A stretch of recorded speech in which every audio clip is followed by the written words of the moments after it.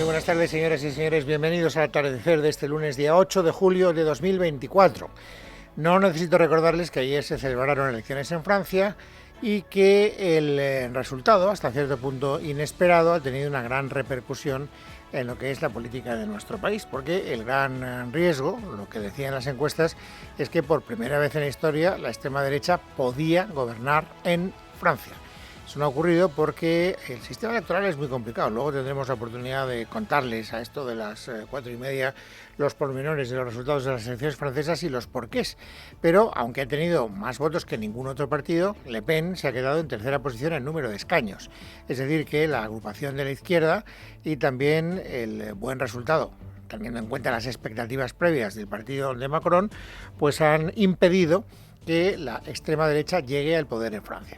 Y como saben ustedes, lo saben de memoria, no necesito recordárselo, la gran baza que siempre están utilizando las fuerzas políticas de la izquierda en España es precisamente el combate contra el avance de la extrema derecha. La diferencia es que en Francia no confunden ni al partido, socio del Partido Popular en Francia, la Republicana, ni tampoco Macron con la extrema derecha. Y aquí en España se hace una ensaladilla rusa y se mete en la extrema derecha lo que a Pedro Sánchez le conviene que forme parte de la extrema derecha, que generalmente es siempre el ingrediente del Partido Popular.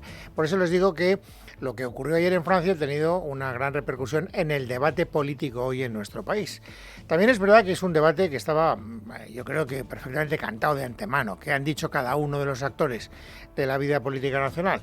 Pues se han fijado en los resultados de sus homónimos al otro lado de los Pirineos para lamentarse por los malos resultados o para celebrar los buenos resultados. ¿Qué dice el gobierno? ¿Qué dice el ministro de Exteriores, el señor Álvarez? Pues que está muy contento porque el Partido Socialista de Francia, cosa que no es del todo verdad, ha sido capaz de frenar el avance de la extrema derecha. Es evidente que nosotros nos felicitamos y mucho de que la primera fuerza política sea una fuerza progresista, de izquierdas, europeísta, y que el partido hermano, el Partido Socialista, haya doblado sus resultados. Hace que desde luego nosotros nos sintamos completamente en sintonía y además, pues evidentemente aquello por lo que nosotros trabajamos cada día, que es alejar el espectro de la extrema derecha en España y en Europa, que tanto daño haría a la estabilidad, al progreso, al crecimiento económico. Bueno, son unas declaraciones tramposas, las del ministro de Asuntos Exteriores, en primer lugar porque habla de una fuerza política como si ese nuevo Frente Popular fuera una sola fuerza política, cosa que no es verdad. Los partidos que conforman ese nuevo Frente Popular son, entre otros, la izquierda radical de Mélenchon, el Partido Socialista y también el Partido Comunista. O sea, quiere decir que es que hay de todo. Por tanto, el Partido Socialista no es una fuerza política que haya sido capaz por sí sola de frenar el avance de Marine Le Pen. Pero bueno, insisto en que luego tendremos la oportunidad de entrar a fondo en los resultados de Francia. El discurso que le interesa destacar al gobierno es el que ha destacado Álvarez y yo pues les doy a conocer lo que he dicho, aunque les advierto, hay trampa en la declaración del ministro de Exteriores. Feijóo ha sido menos tramposo, porque ha reconocido que su partido homónimo en Francia, Le Républicain, ha tenido un mal resultado. Ha quedado en cuarta posición, ha tenido 45 escaños. Y eso pues para él no es desde luego una buena noticia, y tampoco lo es el hecho de que el nuevo Frente Popular por la izquierda y Le Pen por la derecha hayan sido las dos agrupaciones electorales que más han crecido. Mi partido, Le Républicain, no ha sacado un buen resultado en las elecciones francesas y lo lamento, y habrá que reconstruir Le Républicain para que, igual que en Polonia, en Alemania y en España, el Partido Popular sea la primera fuerza política. Los extremos no resuelven problemas y, por tanto, espero que el señor Macron tenga la posibilidad de conformar un gobierno en la que se excluyan los extremos, tanto de un lado como del otro. Pero ustedes, como todo lo que se dice, es pensando en España, no pensando en Francia. No digo que no les importe un rábano lo que pase en Francia, lo que digo es que tienen en la cabeza, naturalmente, la traslación de los resultados que afectan a los intereses nacionales. Y esto es todavía más claro si escuchamos el discurso de Santiago Abascal, el líder de Vox, que es el partido, digamos, homónimo del partido de Le Pen. ¿Por qué? Pues porque Vox hace una lectura, el señor Abascal, en nombre de Vox, hace una lectura absolutamente descarada desde el punto de vista de lo que es, insisto, la extrapolación a España de lo que ha ocurrido en Francia. Marine Le Pen y Reagrupación Nacional han logrado en Francia retratar juntos a la ultraizquierda islamista y antisemita, al centro globalista y a la derechita progre, que han elegido para Francia el suicidio islamista y comunista. En España los populares también tendrán que elegir en el futuro, no tenemos ninguna duda, o los partidos patriotas o la izquierda islamista y antisemita. Bueno, pues como ven, también las elecciones en Francia y estos discursos que acabamos de resumir sirven para alimentar el gran debate político que lleva siendo protagonista en la vida política nacional desde las últimas elecciones del 23 de julio. Le funcionó muy bien a la izquierda el discurso de hay que frenar a la extrema derecha, incluyendo en ese paquete al Partido Popular, y por lo tanto a partir de ese momento, cada vez que tienen ocasión, y hoy tenían ocasión, están los partidos de la izquierda tratando de hacer esa misma alerta. Y es verdad que a veces Abascal no lo pone fácil. ¿Por qué? Pues porque hace un discurso muy duro. Por ejemplo, si hablamos hoy de otro de los asuntos interesantes desde el punto de vista del panorama informativo, que es la inmigración, nos encontraremos con un Santiago Abascal en una posición extremadamente dura, completamente contrario a que se puedan repartir entre las comunidades autónomas los menas que llegan a España, como si ellos fueran los culpables de una situación que desde luego no han elegido voluntariamente, y además abriendo un frente descaradísimo, contra el propio Partido Popular. Leticia Barquín. El líder de Vox, Santiago Abascal, aprieta las tuercas y endurece el tono, mostrándose rotundo con la posición que su formación va a adoptar si las comunidades autónomas en las que forman gobierno con el Partido Popular acogen inmigrantes. Queremos reiterar un aviso a los gobiernos regionales. Nosotros no vamos a colaborar con la estafa de la Dirección Nacional del Partido Popular y del señor Feijóo a sus propios votantes. Se considerarán rotos, porque no quedará otro remedio, todos los gobiernos regionales que no utilicen todos los medios políticos y legales para evitar la distribución de menas por nuestras calles, por nuestros pueblos y por nuestras ciudades. Los territorios que se verían afectados si esta amenaza se hace efectiva son Murcia, Extremadura, Aragón, Comunidad Valenciana y Castilla y León. Este órdago lo lanza Vox por convicción, ya que se situaría durante 3 años en la oposición. Si el PP en alguna de esas regiones quiere sentarse a pactar con Sánchez sobre eso, que nos lo diga, no es problema.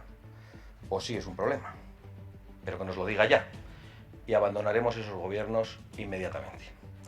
No seremos cómplices ni de los robos, ni de los machetazos, ni de las violaciones. Esta advertencia se produce a tan solo 2 días de que el gobierno de Pedro Sánchez se reúna en Tenerife con las comunidades autónomas para debatir los criterios para reformar la ley de extranjería. Será en efecto pasado mañana miércoles cuando veamos si hay sintonía entre lo que pide el Partido Popular y también, el Partido Socialista y también el Partido Popular, que cogobierna con Coalición Canaria en las Islas Canarias. Lo digo porque la iniciativa salió del gobierno de Clavijo, apoyado por el Partido Popular. El Partido Socialista es muy partidario, naturalmente, de repartir solidariamente entre las comunidades autónomas los menas que llegan a nuestro país. Y que mientras son menas, por lo menos no son responsables de toda esa, de ese catálogo de fechorías que utilizaba argumentalmente el señor Abascal. Pero bueno, insisto, pasado mañana veremos si hay o no hay acercamiento entre el Partido Socialista y el Partido Popular. Y por lo tanto, si esta amenaza de Abascal adquiere carta de naturaleza. De momento, el discurso de Alberto Núñez Feijóo parece que no es precisamente un discurso que se deje intimidar por la amenaza de Abascal.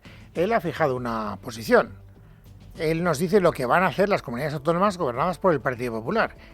Y lo que van a hacer, si él cumple lo que promete, es mantener una actitud de solidaridad.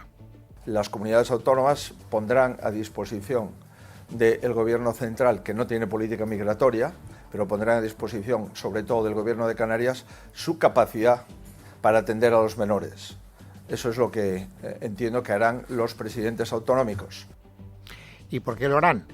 Porque, según ha dicho el señor Núñez Feijóo en esas mismas declaraciones, es lo que siempre se ha hecho y lo que, en su opinión, hay que seguir haciendo. El problema siempre se ha abordado de la misma forma, y es dentro de la capacidad instalada de los centros de menores en las comunidades autónomas, las comunidades son solidarias y reciben a los menores. Fuera de sus centros y fuera de la capacidad instalada, me imagino que tendrán dificultades para poder atender a los menores como se merece. Bueno, si mantiene esta posición Alberto Núñez Feijóo, no sé lo que pasará pasado mañana, no sé si habrá o no habrá, digamos, versos sueltos entre los presidentes de las comunidades autónomas que acudan a esa reunión, pero si todos siguen un poco esta especie de, argumentario que ha utilizado el señor Núñez Feijóo, todo nos permite pensar que efectivamente se va a abrir un frente de hostilidad muy serio entre el Partido Popular y Vox en aquellas comunidades autónomas donde gobiernan juntos. Esto lo sabremos dentro de 48 horas, pero la previsión no puede ser distinta. De ahí que hoy el gobierno haya animado al Partido Popular a no dejarse amilanar e incluso a romper los gobiernos que tiene en coalición con el partido de Abascal. La más, digamos, audaz desde el punto de vista retórico en esa dirección ha sido María Jesús Montero. Lo mejor que puede hacer el Partido Popular es lo que ha ocurrido en Francia: poner un cordón sanitario a la ultraderecha y devolver los gobiernos que están cogobernados al cauce democrático.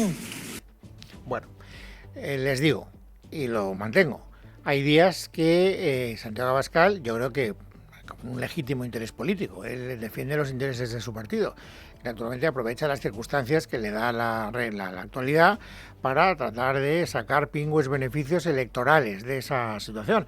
Pero claro, eso también supone muchas veces que él se ponga en unas posiciones, defienda unas actitudes que lo que hacen es abrir todavía más la brecha con el Partido Popular y con un sector no pequeño de la sociedad española.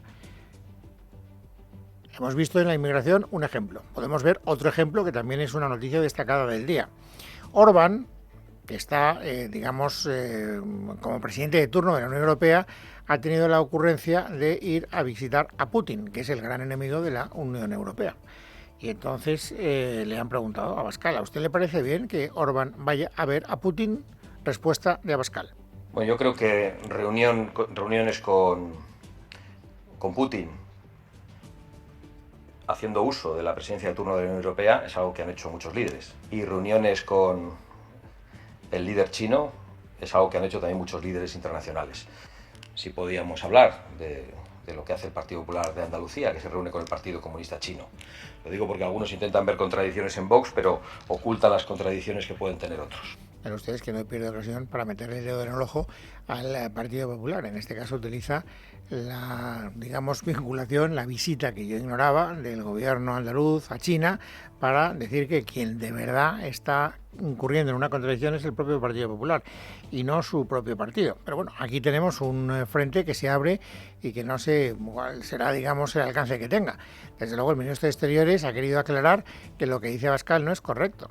Es decir, que Orbán puede ir a ver a quien le dé la gana, naturalmente, porque es un ciudadano libre en un continente libre, pero no en su calidad de presidente de turno de la Unión Europea. Por supuesto que está volando por libre y está haciendo viajes que no tienen ninguna clave más que una clave bilateral. No representan a Europa. Desde luego, sobre eso quiero ser muy claro y muy taxativo. El gobierno de España no respalda como viajes europeos los viajes que está haciendo el señor Orbán. Tampoco lo hacen las instituciones europeas. Bueno, esta es otra polémica que vuelvo a insistir, alimenta una vez más esta idea de que hay una especie de conjunción de muchos, incluyendo el Partido Popular, tratando de distanciarse del partido de Abascal, cosa que el partido de Abascal, como acabamos de ver, no solo no le importa nada, sino que probablemente le beneficia, porque esa es la estrategia que, y vuelvo a repetirlo, legítimamente está utilizando el propio líder de Vox. Bueno, otro asunto, para ir actualizando cómo están, digamos, las asignaturas pendientes de la política nacional, Cataluña. Hoy hemos tenido... En Óptica 2000 lo tienes todo. La salud visual que necesitas al 100%. Las mejores marcas y servicio experto al 100%. Y tus gafas graduadas al... No, tus gafas graduadas con hasta un 50% de descuento. Óptica 2000. Tus ojos lo merecen. Pide cita en óptica2000.com. Yo he escuchado unas declaraciones que me han llamado poderosamente la atención de Raquel Sans, porque es verdad que ahora está como mucho más en segundo plano el asunto de la negociación de la investidura de Illa. Saben que Illa tiene pretensiones de ser presidente de la Generalitat y para eso necesita el apoyo de Esquerra Republicana de Cataluña. y que el precio que ha puesto Esquerra Republicana de Cataluña es tener la llave de la caja de los impuestos, recaudar el 100% de los impuestos. Bueno, pues hoy Raquel Sans, que es la portavoz de Esquerra Republicana de Cataluña, nos ha dicho algo que a mí me sorprende y que además ignoraba. Uno, que las negociaciones con el PSC avanzan favorablemente. Y dos, que lo que mejor está avanzando es precisamente lo de la llave de la caja. Pues con el PSC las negociaciones avanzan a buen ritmo, lo que significa que las 4 carpetas abiertas respecto a la negociación, que tiene que ver con la resolución del conflicto político, que tiene que ver con la soberanía fiscal, que tiene que ver con la llave de la caja, que tiene que ver también con estas políticas públicas republicanas para atender el día a día de la gente y finalmente que tiene que ver con el catalán como eje vertebrador de esta nación que ha pasado de los 6 a los 8 millones, pues son negociaciones que están abiertas y que avanzan, pues como decía, a buen ritmo, y cuanto a qué carpeta, ¿no?, avanza a mejor ritmo, seguramente la que tiene que ver con la financiación, que tiene que ver con la llave de la caja, seguramente es la que igual está más adelantada. O sea que parece que sí, que efectivamente el Partido Socialista, me imagino que con la anuencia de Pedro Sánchez, está dispuesto a darle la amnistía fiscal, no, la amnistía ya se la ha dado, la autonomía fiscal a Cataluña. Sobre esta misma situación ha habido otras declaraciones que no sé si son muy sorprendentes o no, pero en todo caso fijan una posición muy firme de Josep Rull, del presidente del Parlamento catalán. Él nos ha dicho que en cuanto haya sesión de investidura, y si estas negociaciones de Esquerra Republicana de Cataluña con el PSC van por buen camino, es posible que no tarde mucho el señor Illa en decir que se presenta como candidato a la investidura. En el momento en el que se produzca, insisto, la investidura de algún candidato, sea Puigdemont o no sea Puigdemont, el señor Puigdemont vendrá a España, aun corriendo el riesgo de ser detenido en nuestro país. Lo que ha dicho Rull es, ahora eso sí, les garantizo que en el Parlamento catalán, dentro del edificio parlamentario, no lo van a detener, porque para detenerle a él primero tendrán que detenerme a mí. Dentro del Parlamento, el presidente Puigdemont no será detenido. Dentro del Parlamento es una zona, es el templo de la democracia. Y la policía, mientras yo sea presidente del Parlamento, no entrará en el Parlamento de Cataluña a detener a nadie. Y si lo tienen que hacer, al primero que tendrán que detener es a mí. I si ho ha de fer, el primer que hauran de detenir és a mi mateix. Bueno, vamos a ver qué es lo que dice el juez, si efectivamente llega el señor Puigdemont a Cataluña y se refugia en la sede del Parlamento catalán, que a la Llarena, que es el que firma, el que suscribe la orden de busca y captura, no tengo ni la más remota idea. Pero lo que sí que está claro es que el debate de lo que harían los jueces en ese supuesto sigue muy pendiente. Hoy ha habido declaraciones de varios actores de la vida política a propósito de la actitud de los jueces. Y el que más ha defendido a los jueces es alguien del Partido Socialista, cosa que no es habitual. Es verdad que es la parte crítica del Partido Socialista, Emiliano García Paje, el presidente de Castilla-La Mancha, que ha querido dejar claro que en su opinión los jueces, en el asunto catalán, se están comportando adecuadamente. Nada, pero nada de lawfare. Yo no veo ni lawfare, por supuesto, de los tribunales de justicia. Me parece simple y llanamente que esto es un despropósito, caer ya en esa deslegitimación formal de las instituciones. Ni veo lawfare ni veo tampoco prejuicio, tampoco hay que adelantarse a lo que pueda decir el Tribunal Europeo, ¿no? Bueno, Paje no ve lawfare por ningún lado y, sin embargo, otros, dirigentes de la izquierda española lo ven, pero de una manera evidente. Hoy ha hablado María Teresa Pérez, que es portavoz de Podemos, y fíjense lo que ha dicho. Los jueces reaccionarios están crecidos y con más poder. Si el Partido Socialista pensaba que podía comprar paz a cambio de rendición, está muy equivocado. Lo que hace este acuerdo entre PSOE y PP es ponerle una alfombra roja a los reaccionarios que no se van a detener, van a ir a más. Naturalmente, los jueces reaccionarios para Podemos y para grupos de la izquierda no son solo los jueces del Supremo que han decidido no aplicar, por ejemplo, la amnistía a los delitos de malversación. Son todos aquellos jueces que no hacen lo que deben para dejar que la izquierda o los socios de la izquierda pues puedan vivir tranquilos. Por ejemplo, el juez Juan Carlos Peinado, en el 41, el que está tratando de instruir la causa contra Begoña Gómez, contra la mujer del presidente del gobierno. Hoy hay novedades. Saben ustedes que el abogado de Begoña Gómez había solicitado que en las declaraciones de su defendida, es decir, de la esposa del presidente del gobierno, se registrara el sonido pero no la imagen, una vez que estuviera en el juzgado. Bueno, pues hoy hemos conocido, nos lo ha contado Miguel Ángel Pérez, los términos de la respuesta a esa petición por parte del señor Peinado, y la verdad es que no deja en muy buen lugar a Begoña Gómez. Buenas tardes. El titular del Juzgado de Instrucción número 41 de Madrid, Juan Carlos Peinado, ha autorizado la grabación en vídeo de las declaraciones de Begoña Gómez. Su defensa, que ejerce el exministro socialista Antonio Camacho, solicitó que su declaración del pasado viernes fuera grabada en audio pero no en vídeo, dada su relevancia pública y para evitar un uso inadecuado de las imágenes por los medios de comunicación. En una providencia avanzada por Libertad Digital, el juez Peinado rechaza dicha petición y destaca que la investigada no tiene la condición de autoridad ni cargo alguno que le atribuye que no le sea de aplicación el artículo 14 de la Constitución española, que proclama el derecho a la igualdad y que todos los españoles son iguales ante la ley sin que pueda prevalecer discriminación alguna por razón de nacimiento o cualquier otra condición o circunstancia personal o social.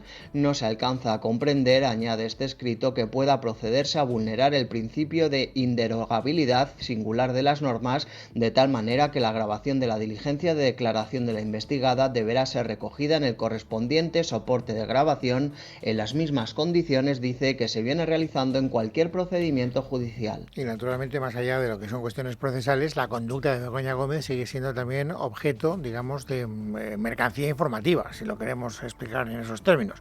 Enrique Osorio, que es el presidente del Parlamento madrileño, ha querido dejar claro una vez más, y he perdido la cuenta, la enésima vez que dice alguien del Partido Popular que, con independencia del carácter penal o no de las conductas de Begoña Gómez, lo que está claro es que lo que hizo es abiertamente inmoral.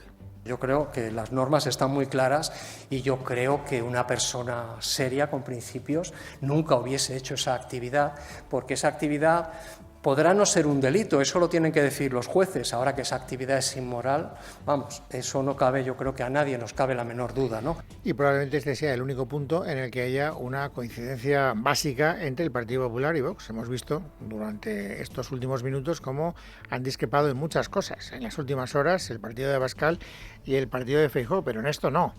Hemos escuchado a Enrique Osorio y ahora podemos escuchar a Abascal. Para él, naturalmente, el escándalo Begoña Gómez hubiera hecho caer a cualquier otro gobierno en Europa. El escándalo de las corrupciones de todo tipo que rodean al presidente del gobierno, pero muy especialmente el escándalo de las corrupciones familiares que rodean al presidente del gobierno, la corrupción de su esposa y la corrupción del hermano del presidente, habrían hecho caer a cualquier gobierno en Europa. Bueno, pues es lunes, es 8 de julio de 2024 y ahora, amigos, lo que toca es completar el paisaje informativo sobresaliente del día. Carmen Arreaza, bienvenida, buenas tardes. ¿Qué tal, Luis? Buenas tardes. Y cuando ya son 6 los condenados por los ERE que han conseguido la modificación o anulación de su sentencia, hoy hemos conocido que el Tribunal Constitucional planea exculpar al expresidente de la Junta de Andalucía, José Antonio Griñán, por malversación en esa trama. El TC lo estudiará a partir del 16 de junio en una ponencia que plantea anular la sentencia y ordenar a la Audiencia Provincial de Sevilla que dicte una nueva. El Constitucional estudiará además reducir la inhabilitación del también expresidente andaluz Manuel Chávez. Cambiamos de asunto porque hoy se ha celebrado una nueva reunión entre el Ministerio de Trabajo y los agentes sociales para abordar la reducción de la jornada laboral a 37 horas y media como pretende el Ejecutivo. El propio Ministerio ha sorprendido con una nueva propuesta más flexible y ha asegurado que hay avances. Darío Carnicero. El Ministerio de Trabajo sigue negociando la reforma laboral y hoy Yolanda Díaz ha caldeado el ambiente con estas declaraciones antes de la reunión. Intenta avanzar en una mesa en la que estamos convencidos y convencidas que hay posibilidad de acuerdo. Lo que queremos ver es si realmente la patronal sigue en huelga de brazos caídos o la patronal tiene algún ánimo de negociar en esa mesa. Por su parte, Pérez Rey, el secretario de Estado de Trabajo, ha reconocido que la reforma laboral debe salir adelante y la reducción de horas es algo imperioso, ya que puede ser incluso perjudicial para la salud. No es solo ganar bienestar, es que las jornadas excesivas, desproporcionadas, el trabajo de sol a sol mata.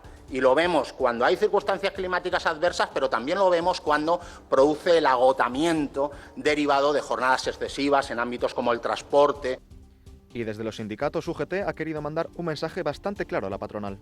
Decirle a la patronal que no pasa nada, que hace 40 años, a través de un Real Decreto Ley, se redujo la jornada laboral de 43 horas y media a 40. Las reuniones por la reforma laboral seguirán durante la próxima semana a la espera de avances significativos. Gracias, Darío. Por su parte, el presidente de ATA y vicepresidente de la COE, Lorenzo Amor, ha pedido medidas compensatorias para evitar el serio impacto que cree que traerá la reducción de la jornada laboral.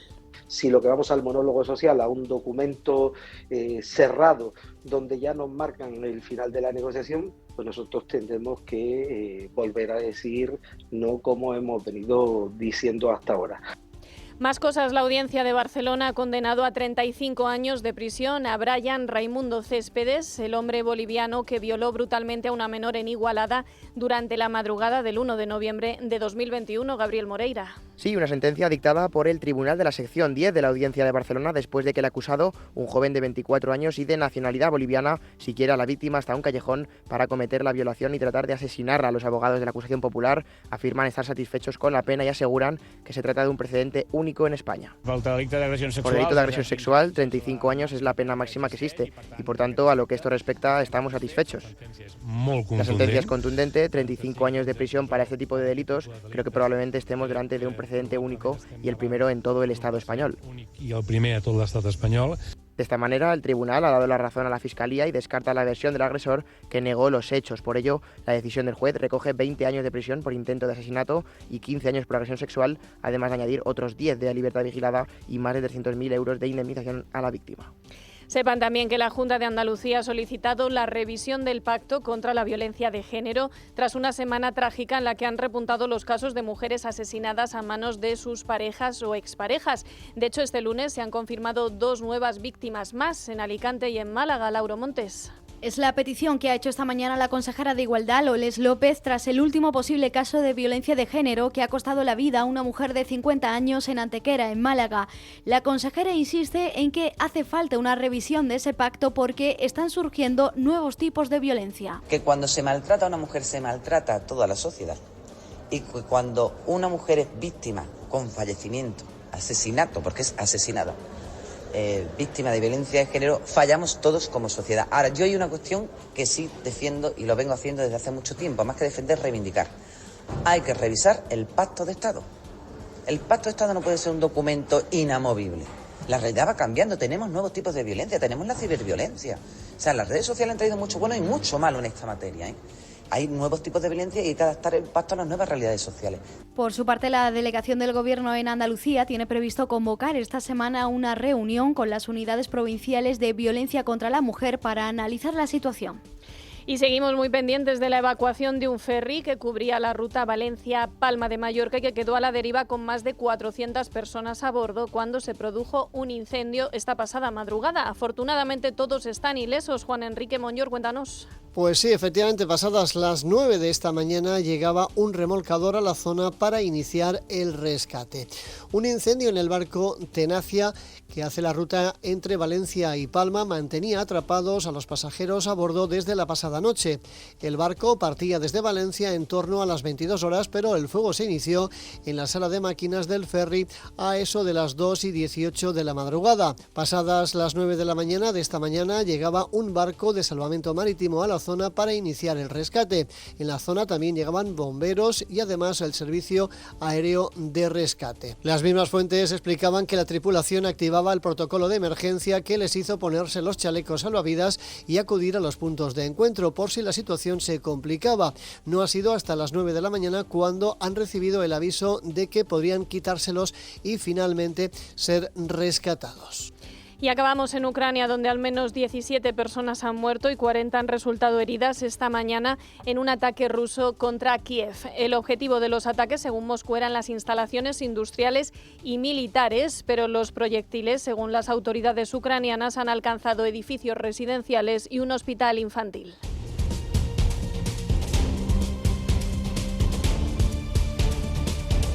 En Casa de Herrero, con Luis Herrero. Es Radio.